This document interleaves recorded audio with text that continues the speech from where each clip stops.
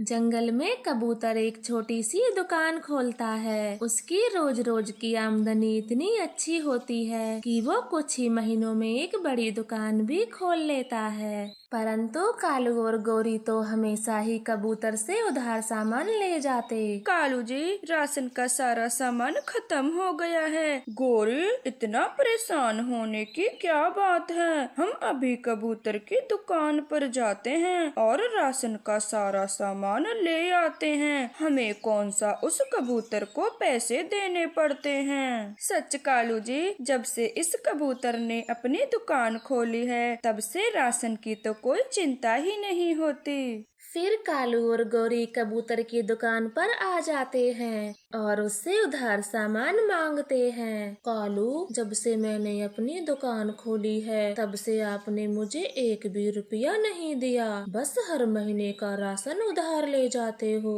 कबूतर, बस इस बार उधार दे दे, अगली बार से नगद राशन ले जाया करूँगा।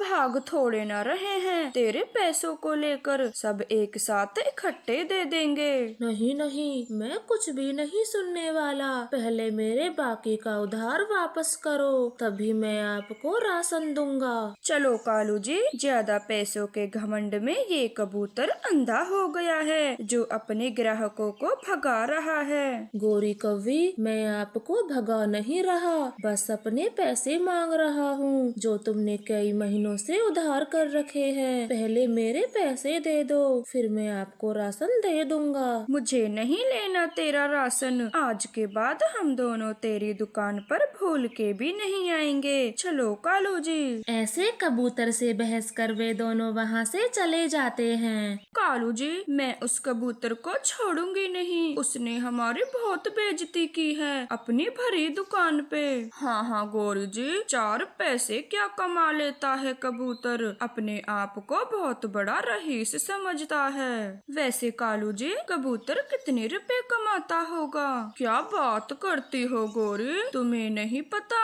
कबूतर एक दिन का 5,000 कमाता है। उसके हिसाब से महीने के हो गए पूरे 1.5 लाख। हाय कालू जी, महीने का 1.5 लाख रुपए, फिर तो कबूतर के पास नोटों की गड्डियाँ होंगी। छोड़ो गोरी कबूतर की बातों को, अब हम किसी और दुकान से राशन उधार लेने जाते हैं। आप राशन की चिंता छोड़ो और चुपचाप मेरे साथ चलो। फिर ऐसा कहकर गोरी कौवी कालू को अपने साथ पहाड़ियों पर ले जाती है। गोरी, आप यहाँ क्यों आई हो? ये तो बदमाशों का अड्डा है। आप जरा चुप हो जाइए और मुझे बिल्लू से बातें करने दीजिए। बिल्लू जी, आपको मेरे पड़ोसी को किडनैप करना है। आपके पड़ोसी को किडनैप करने में मेरा क्या फायदा होगा? बिल्लू जी, उसकी खुद की दुकान है। आप उसकी पत्नी लूसी को किडनैप कर लें और फिर 5 लाख रुपए मांगना। फिर उन पैसों को आधे आधे हम बांट लेंगे। सब कुछ ठीक है, पर उसकी पत्नी को किडनैप करना थोड़ा मुश्किल होगा। अगर कोई उसका छोटा बच्चा होता तो काम और भी आसान हो जाता। छोटा बच्चा तो है उनका, पर वो अभी अपनी नानी के घर गया है। तुम उसकी पत्नी को ही किडनैप करो, वो बहुत भोली है और आपका काम बहुत आसानी से हो जाएगा। ठीक है, मैं उसकी पत्नी लूसी को किडनैप करूँगा, पर पूरे 3 लाख रुपए मैं लूँगा। बिल्लू, ऐसे लालच मत करो, मैंने पहले ही बराबर का हिस्सा कर दिया था। सारी मेहनत तो मैं करूँगा, आप दोनों क्या करोगे? अगर मुझे 3 लाख रुपए नहीं लेने दोगे तो अपना काम किसी और से करवा लो। ना ना बिल्लू जी, आप 3 लाख रुपए ही लेना और काम को पूरा करना। फिर बिल्लू से बात कर वे दोनों पति पत्नी अपने घर आ जाते हैं। आपने 50,000 का नुकसान करा दिया। मैंने चुप रहने को बोला था, आप फिर भी बोल गए। गोरी, हमें तो घर में बैठे बिठाए 2 लाख रुपए मिल जाएंगे। सारी मेहनत तो वो बिल्लू करेगा। अब पता चलेगा उस कबूतर को जब किडनैपर को 5 लाख रुपए देगा। इस तरह से वे दोनों बहुत खुश होते हैं और लूसी के पल पल की खबर बिल्लू किडनैपर को देते हैं। बिल्लू किडनैपर जी, जी जल्दी से फूलों के बाग पर पहुंच जाओ। वो लूसी अभी अभी लाल रंग की टोकरी लेकर फूल तोड़ने गई है। ठीक है गौरी कवि, मैं अभी फूलों के बाग पर ही हूँ। जैसे ही वो आती है तो मैं उसे किडनैप कर लूँगा। बिल्लू वहीं फूलों के बाग में छिप जाता है और तभी वहाँ पर फूल तोड़ने टूनी चिड़िया आती है। उसके पास भी लाल रंग की टोकरी थी। गौरी ने कहा था कि उसके पास लाल टोकरी है, तो मुझे इसको ही किडनैप करना होगा। फिर बिल्लू अपने थैले में से एक डिब्बी निकालता है। उसमें लाल रंग था। वो इस लाल रंग को अपने सारे शरीर पर लगा लेता है और जोर जोर से चिल्लाता है, मुझे कोई बचाओ, मैं यहाँ झाड़ियों में घायल पड़ा हूँ, कोई मेरी मदद करो। अरे ये तो किसी पक्षी के पुकारने की आवाज है, लगता है कोई मुसीबत में है, मुझे उसकी मदद करनी चाहिए। फिर टूनी चिड़िया आवाज को सुनते सुनते बिल्लू के पास चली जाती है। मेरी कोई मदद करो, मुझे बहुत चोट लगी है, कृपया मुझे मेरे घर तक पहुंचा दो। आप चिंता ना करें, आपको अभी दवा की जरूरत है, मैं आपको डॉक्टर के पास ले जाती हूँ। नहीं नहीं भोली चिड़िया, मेरे घर के पास ही डॉक्टर का घर है, तो मैं उसी से अपना इलाज करवा लूँगा। आप बस मुझे मेरे घर पर छोड़ दें तो आपकी बड़ी कृपया होगी। फिर टूनी चिड़िया बिल्लू को लेकर वहाँ से चली जाती है। वो उसकी बताई हुई दिशा में उड़ती है। यहाँ तो मुझे कोई घर नहीं दिखाई देता। आप ये कैसी जगह पर रहते हो? अब आपका इलाज कैसे होगा? हा, फंस गई लूसी, मुझे कोई चोट नहीं आई। तुझे किडनैप करने के लिए मैंने अपने ऊपर लाल रंग किया। अब तेरे पति से पूरे 5 लाख रुपए मांगूंगा। ऐसा कहकर बिल्लू टूनी चिड़िया को पेड़ से बांध देता है और उसके मुंह पर एक पट्टी लगा देता है। अब ठीक है, वरना ये चिल्ला चिल्ला कर मेरे सर में दर्द कर देती। अब गौरी कवि को फोन लगाता हूँ। काम हो गया है, मैंने इसे किडनैप कर लिया।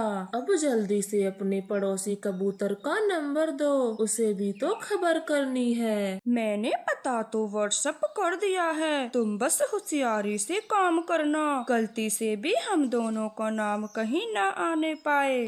ठीक है, उसकी चिंता तुम मत करो, मैं तुम दोनों का नाम कहीं नहीं आने दूंगा। फिर बिल्लू कबूतर के घर के लिए निकल जाता है। वो एक चिट्ठी कबूतर की दुकान पर रख आता है। ये चिट्ठी कौन रख गया? और इसमें तो मेरी पत्नी लूसी का नाम है, मैं अभी उसको देता हूँ। हाँ कबूतर जी, चिट्ठी पे नाम तो मेरा ही लिखा है, पर आज से पहले तो मेरे लिए चिट्ठी कभी नहीं आई, फिर ये कौन दे सकता है? फिर कबूतर अपनी पत्नी की चिट्ठी पढ़ता है। कबूतर, अगर अपनी पत्नी लूसी की जान बचाना चाहता है तो पूरे 5 लाख रुपए लेकर पहाड़ी पर आ जाना, वरना तेरी पत्नी को जान से मार दिया जाएगा। कबूतर जी, ये तो किडनैपर की चिट्ठी है। लूसी जी, आप तो यहीं हो, फिर उसने किसको किडनैप किया है और ये चिट्ठी हमारे घर क्यों रख गया? कबूतर जी, नाम तो मेरा ही लिखा है, आप पहाड़ी पर जाकर देखें, मुझे तो कोई बड़ी गड़बड़ लगती है। हाँ लूसी जी, मैं अभी जाकर देखता हूँ, चाहे वे कोई भी हो, हमें उसकी मदद करनी होगी। फिर कबूतर पैसे लेकर घर से निकल जाता है। गोरी और कालू उसके घर पर नजर रखे हुए थे। कालू जी, मैं बिल्लू किडनैपर को बताती हूँ कि कबूतर घर से निकल गया है, वो थोड़ा सावधान हो जाए। गोरी कौवी बिल्लू को फोन पर बता ही रही थी कि तभी उसका पति कालू कौवा जोर से चिल्लाता है, गोरी गोरी जल्दी देखो, कबूतर की पत्नी तो यहाँ है। ओए बिल्लू, तूने किसको पकड़ रखा है? कबूतर की पत्नी लूसी तो मेरी आँखों के सामने है। क्या कहा? मैंने तो लाल टोकरी वाली को ही पकड़ा है। तूने किडनैप करने से पहले उसका नाम नहीं पूछा था? फिर बिल्लू तुरंत ही चिड़िया के मुंह से पट्टी हटाता है और उसका नाम पूछता है, क्या तुम्हारा नाम लूसी है? नहीं, मेरा नाम तो टोनी है, और आपने मुझे क्यों पकड़ा है? गोरी, ये तो अपना नाम टोनी बता रही है। पिल्लू के बच्चे भाग वहाँ से, वो कबूतर की पत्नी नहीं है। तूने गरीब टूनी को पकड़ लिया है, अब कबूतर के पहुँचने से पहले वहाँ से भाग जा। बिल्लू तुरंत ही वहाँ से भाग जाता है और तभी वहाँ पर कबूतर पहुँच जाता है। कबूतर भैया, उस दुष्ट किडनैपर ने मुझे लूसी समझकर किडनैप कर लिया। चिड़िया बहन, आप सुरक्षित हो और जल्दी से यहाँ से भाग चलो, कहीं वो किडनैपर आ ना जाए। फिर वे दोनों जल्दी से अपने जंगल आ जाते हैं। कबूतर भैया, ये सब गोरी और कालू ने करवाया है। वो आपकी पत्नी को अगवा करना चाहता था और आपसे पैसे लेना चाहता था। बस बस चिड़िया बहन, अब मैं सब समझ गया हूँ। अब उन दोनों को छोड़ूंगा नहीं। मैंने उन दोनों को उधार सामान नहीं दिया था, उन्होंने ऐसा ही किया। ऐसा कहकर कबूतर पुलिस वाले को वहाँ बुलाता है और उन्हें गोरी और कालू की सच्चाई बताता है। पुलिस उन दोनों को जेल में बंद कर देती है। वो बिल्लू किडनैपर को भी जेल में डाल देते हैं। बिल्लू गवार कहीं के, तुम्हारी वजह से आज हम जेल में हैं। तुझमें 2 पैसे की भी अकल नहीं है और चला था किडनैपर बनने। फिर वह तीनों जेल में पछता रहे थे और अपने किए की सजा काटते हैं। रानो चिड़िया गली के नुक्कड़ पर चूड़ियाँ बेचती थी। रानो बहुत गरीब थी, उसकी 4 बेटियां थीं। वो जैसे तैसे अपनी चारों बेटियों का गुजारा कर रही थी। गोरी बहन जी, नए नए डिजाइन की चूड़ियाँ लेके आई हूँ, आप ले लो, कम पैसों में दे दूंगी। नहीं नहीं चिड़िया बहन, अभी तो मेरे पास चूड़ियाँ हैं, जब कोई फंक्शन आएगा तो खरीद लूंगी। फिर इस तरह से रानो की चूड़ियाँ कम बिकने लगती हैं। वो बहुत उदास हो जाती है। अगर ऐसा ही चलता रहा तो मैं अपनी बेटियों का गुजारा कैसे करूँगी। सुबह से शाम हो जाती है, परंतु रानो की एक भी चूड़ी नहीं बिक पाती। वह उन चूड़ियों को लेकर अपने घर चली जाती है। माँ, क्या आज भी आपकी एक भी चूड़ी नहीं बिची? हाँ मेरी बेटी, आज एक भी चूड़ियाँ नहीं बिकी, पर आप चिंता ना करें, शायद कल मेरी सारी चूड़ियाँ बिक जाएं। रानो चिड़िया ऐसे कहकर अपनी बेटी को समझा देती है, पर खुद मन ही मन में चिंता किए जा रही थी। हे भगवान, कृपया करो, इसी छोटे से काम से मेरी बेटियों का गुजारा हो रहा है। अगर ये भी बंद हो जाएगा तो मैं क्या करूँगी। फिर वह माँ बेटी भोजन खाकर सो जाती है। अगली सुबह रानो चिड़िया फिर से चूड़ी बेचने के लिए जाती है। वो अपनी सारी चूड़ियों को लेकर बैठी हुई थी। तभी वहाँ पर तोते महाराज के सैनिक आते हैं। सुनो सुनो, जंगल के सभी पक्षी ध्यान से सुनो। 1 महीने बाद राजकुमारी लूसी की शादी है, तो वह अपने लिए ढेर सारी चूड़ियाँ खरीदेंगी। उनका आदेश है कि सभी चूड़ी वाले कल सुबह महल पहुँच जाएं। सैनिक यह घोषणा कर वहाँ से चला जाता है और सारे पक्षियों में हलचल मच जाती है। अरे वाह, राजकुमारी जी की शादी है, मैं चूड़ियाँ लेकर महल जरूर जाऊंगी, शायद वो मेरी सारी चूड़ियाँ खरीद ले। रानो चिड़िया बहुत खुश होती है और घर जाकर सुंदर सुंदर चूड़ियाँ बनाने लगती है। माँ, पहले वाली चूड़ियाँ तो अभी बिची नहीं है, फिर आप ये चूड़ी क्यों बना रही हो?